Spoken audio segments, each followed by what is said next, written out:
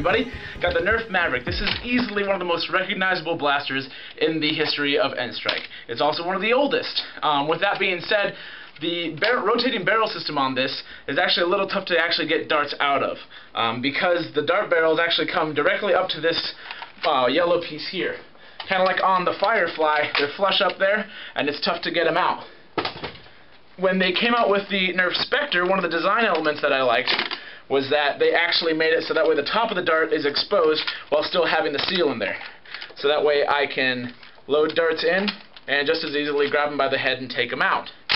With the Maverick and the Firefly, it's tougher to do that because they were sunken in all the way. So I cut along the top of my chamber to expose the top of the darts, and it still gets a great seal, and it still has great performance and range.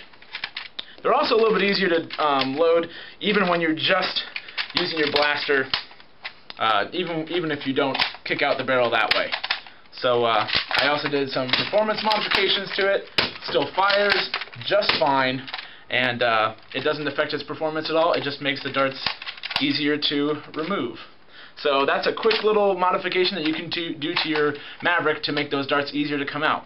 Now, why is it important to take those darts out? Well, in general, if you keep these darts loaded into your barrel all the time, the foam on the end of these is going to get a little bit crunched, and it's not going to create as good of a seal.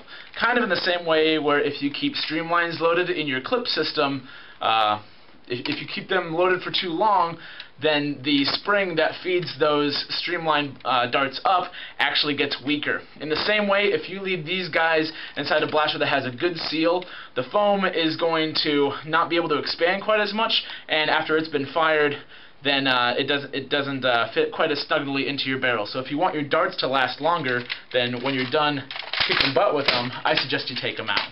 So that's a quick little modification you can make to your Maverick. See ya.